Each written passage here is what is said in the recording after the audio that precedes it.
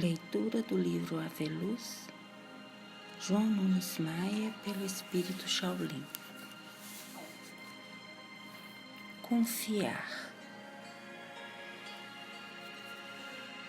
Pedro gostava muito de Nazaré, cidadezinha pequena, mas muito bem situada, com construções de pedra calcária, em que a ordem impunha admiração e respeito. E Pedro admirava os nazarenos com seus cabelos longos, muitos deles amantes da filosofia.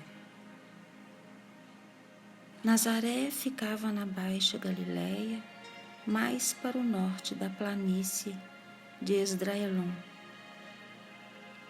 Suas plantações de figueiras e oliveiras embelezavam mais a aldeia, arrematada com os ciprestes. E o que mais encantava na cidade de Nazaré era a fonte da Virgem, de onde saía a água para toda a comunidade dos nazarenos.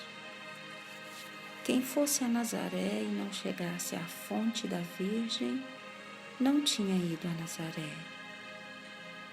Era a atração do turismo, onde se formavam grupos e mais grupos de homens e mulheres em conversações intermináveis.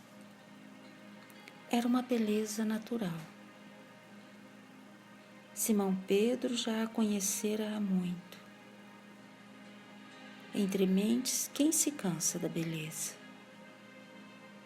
Voltava lá sempre que podia, já que era pescador de profissão e do prazer. As águas lhe faziam muito bem, traziam seus sentimentos às praias da mente, beneficiando sua razão. Eis porque vamos encontrar Pedro em Nazaré, na famosa fonte da Virgem, contemplando as belezas naturais que a mão do homem igualmente retocou. Depois de muitas conversações com nazarenos que o conheceram como veterano pescador do mar da Galileia, recolheu-se a um banco de pedra que a natureza cinzelara, sentou-se e começou a pensar. Por que motivo aquela fonte foi logo aparecer ali? Quem a impulsionou para tal? E como aquela água saíra ali com a medida certa de beneficiar aquela população, encantando os visitantes? Eis o descortino de Pedro, o pescador. Daí a pouco surgiu um nazarenozinho de uns 4 anos diante do pescador da Galileia. Encostou-se em suas pernas e o chamou de vovô. Pedro saiu da meditação e sorriu para a criança, que correspondeu com alegria. O menino pulou nas pernas de Pedro e falou com sua voz encantadora. Vovô, eu posso pendurar-me em suas barbas? Pedro, meio esquisito, ficou um pouco sem responder, enquanto o menino esperava sua decisão. Passado um pouco, ele sorriu para a criança e disse: Pode, meu filho, pode. Por que não? O garotinho avançou com as suas mãozinhas e se pendurou nas barbas longas do homem de Betsaida.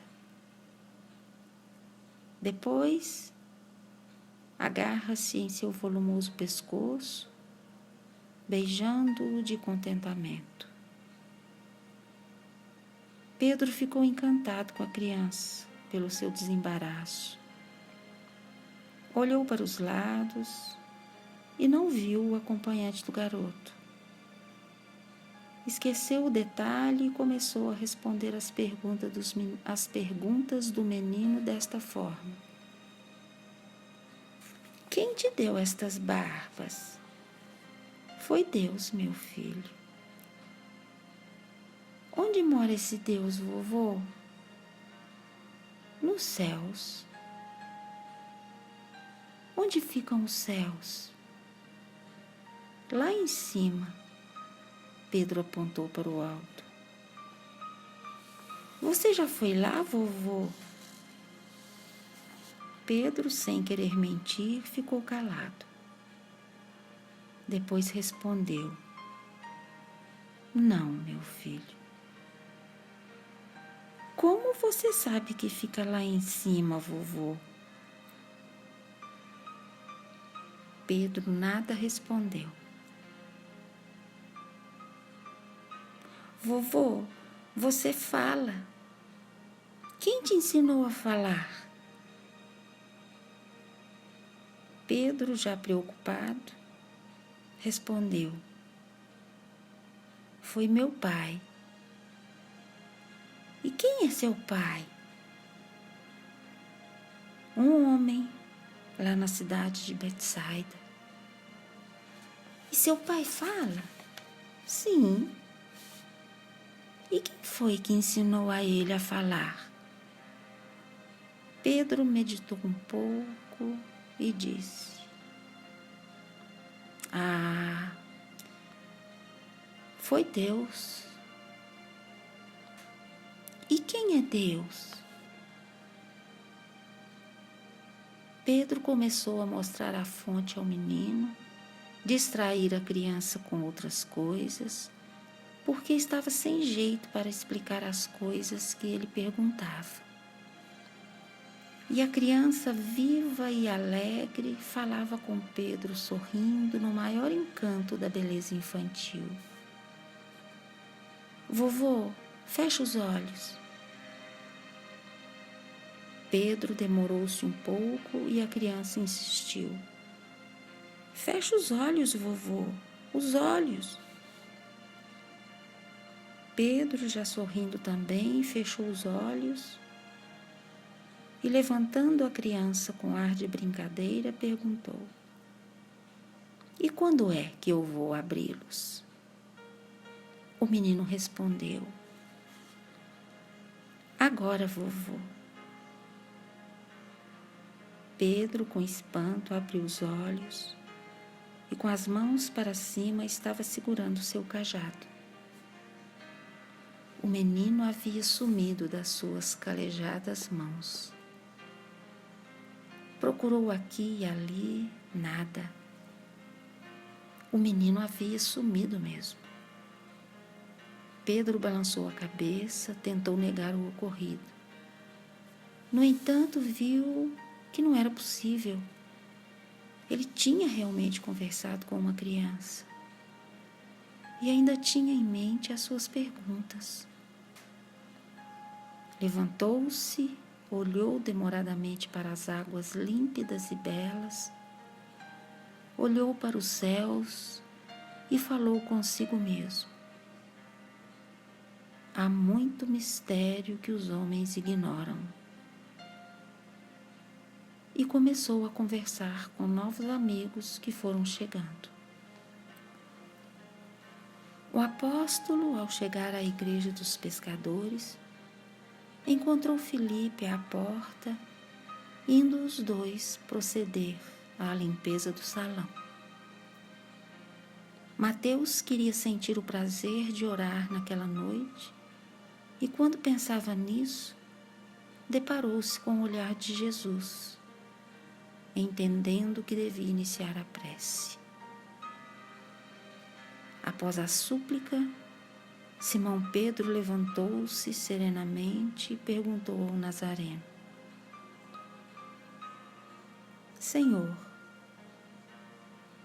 poderia explicar-nos o que se pode entender da palavra confiar? Não só a palavra, mas a prática dessa experiência que às vezes me confunde. Quando e onde confiar? O mestre, na sua postura elegante, ajeitou o belo manto de linho aos ombros deslizou prazerosamente seu olhar sobre todos os assistentes e respondeu com nobreza: a confiança, Pedro, não é material comprável nos mercados da terra, nem tampouco a aquisição dos labores do mundo. É semente plantada por Deus na consciência das criaturas, que pode, pelas mãos do tempo e do esforço de cada dia, ser despertada em cada um, tornando seu crescimento, por assim dizer, infinito nos corações. Por que não confiar em tudo? Com medo de perder alguma coisa?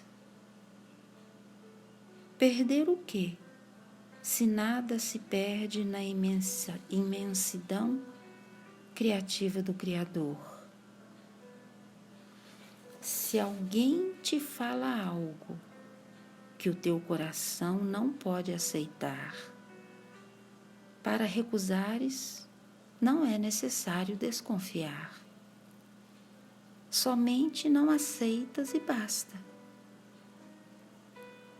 Alimentar a desconfiança, Pedro, é pender para o negativo que traz ao coração a dúvida, o medo, falsificando os alicerces de todos os teus ideais. Esforça-te para que tenhas confiança em tudo e em todos os lances da vida, que essa mesma vida te responderá com a fé, com a certeza, e isso te trará a alegria duradoura e a paz necessária para viveres.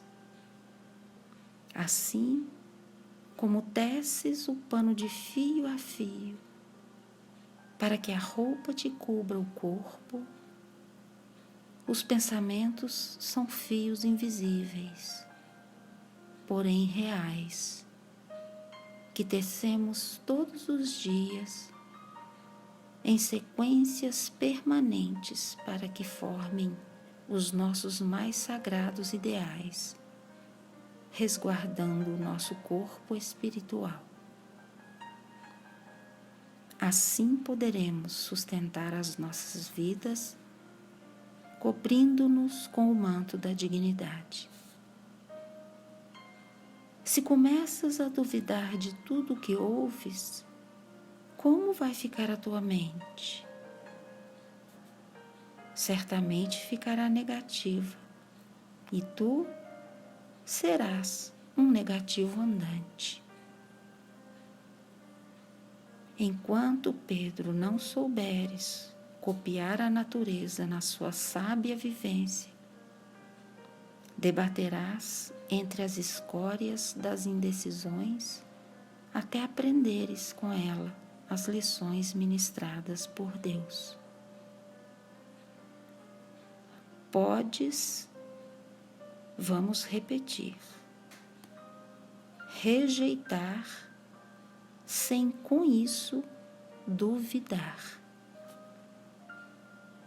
Começa quando a oportunidade apresentar condições e verás que não é tão difícil esse trabalho que a sinceridade pode realizar.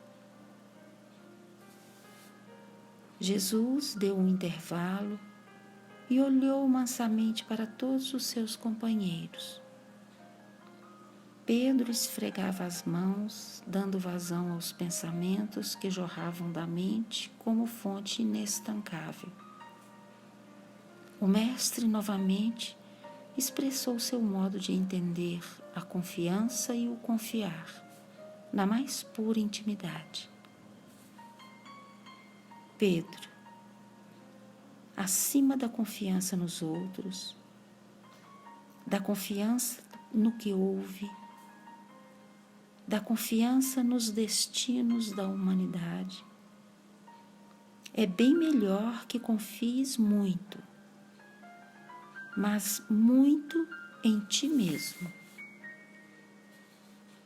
Duvidas da tua capacidade? Duvidas do que podes realizar? Duvidas dos teus sentidos? Duvidas das coisas invisíveis? Se fores por esses caminhos das dúvidas, acabará duvidando de Deus, nosso Pai que está nos céus. Procura fazer em teu coração um alicerce de confiança, aquela que te assegura nas suas próprias convicções. Duvidas até do modo pelo qual deves confiar e qual a hora da confiança. Confiança não tem hora, Pedro. Ela deve ser permanente como a vigilância. Mas vigiar não é desconfiar. É ter os sentidos ligados à razão que examina os fatos e nos dá a direção daquilo que devemos fazer e o que deve ser rejeitado, sem que a desconfiança tome os sentidos e entorpeça a fé. Tudo o que fizeres, faze-o com confiança, acreditando nas suas boas realizações. Se porventura algo falhar, como é de costume nas lides humanas, não esmoreças com o ocorrido e não te lembres da dúvida.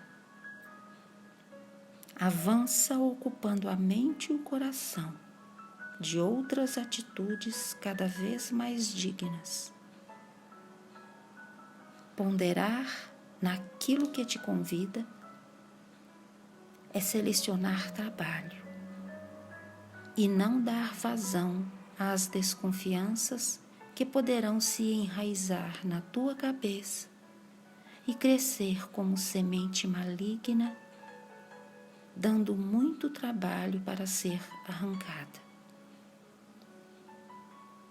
Aquele que não duvidar em seu coração já começa a dar mostras de que está entendendo a vida e atendendo ao chamado de Deus por nosso intermédio. Começa a ser discípulo da verdade em verdade. Confiar em si mesmo é um passo avançado no mundo interior. Compete a cada um começar esse trabalho. E eis que as nossas conversações estão cheias de exemplos e a nossa vida completa de execução desses convívios com a lei de Deus. Na verdade, Pedro, a nossa mente pode produzir fenômenos indescritíveis à luz da filosofia atual, pelos pesquisadores que se interessam pelos fatos. Porém, diante das coisas divinas que se processam por intermédio dos mesmos homens, ela está bem longe. Qual o ocidente do Oriente, qual a terra das estrelas. E é por isso que acolhemos a oração. Ela sensibiliza todos os dons que possuis e te dá uma certeza da procedência dos fatos acontecidos nos teus caminhos, no intercâmbio dos céus com a terra. Somente quem está nessa função entende os processos, pois a linguagem, na sua pobreza diante da realidade, não consegue dar melhores explicações daquilo que não se vê com aquilo que é visto. Já pensaste o que pode acontecer a um homem em dúvida? É o mesmo que um barco solto ao léu das águas de um rio ou nas ondas furiosas do mar. O Nazareno firmou a atenção no apóstolo e seus olhos brilhavam qual as estrelas nos céus. Com firmeza, Jesus terminou sua exposição. Simão Pedro, nós não devemos nos preocupar em demasia com as coisas de adultos, se ainda não entendemos as ideias das crianças. Sejamos comedidos mesmo na alimentação espiritual, pois para tudo deve-se ter uma medida e um tempo. Se levares ao fogo uma massa sem a devida fermentação, o pão irá se atrofiar e não servirá bem ao paladar. Continua as tuas interrogações e pesquisas, mas não te esqueças de abrir caminho com a sequência da prática. A teoria sem a confirmação são nuvens anunciando chuvas, mas completamente secas. É bom que não te esqueças disso. Não devemos duvidar das pessoas porque não gostamos delas. Em muitos casos, o ponto de dúvida está em nós. Desmerecer o que há de bom nos semelhantes somente porque não possuímos as mesmas qualidades é carência de sinceridade e falta mesmo de justiça. Pedro ficou preocupado naquela noite. Jesus batera justamente no ponto fraco do discípulo. Este saiu pensativo, mas orando em seu coração generoso. Que Jesus nos abençoe.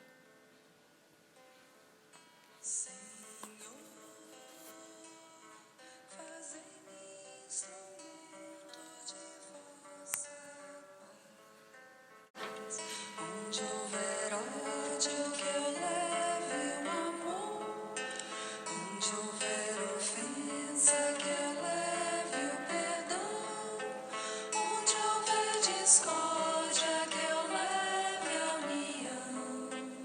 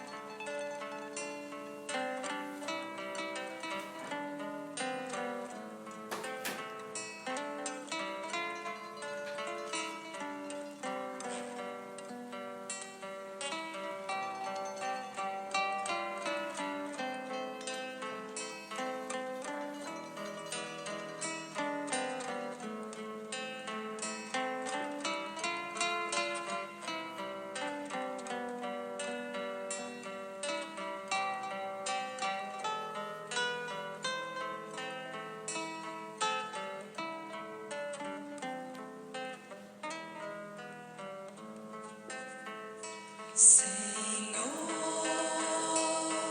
fazei-me instrumento de vossa paz. Onde houver ódio, que eu leve o amor. Onde houver ofensa, que eu leve o perdão. Onde houver discórdia, que eu leve a união. Onde houver dúvida, que eu leve a fé. Onde houver erro, que eu leve a verdade. Onde houver desespero, que eu leve a esperança. Onde houver tristeza, que eu leve a alegria. Onde houver trevas, que eu leve a luz. Ó Mestre, fazei que eu procure mais consolar que ser consolado, compreender que ser compreendido, amar que ser amado, pois é dando que se recebe, é perdoando que se é perdoado, e é morrendo que se vive para a vida eterna. Ó Mestre, fazei que eu procure mais consolar que ser consolado, compreender que ser compreendido, amar que ser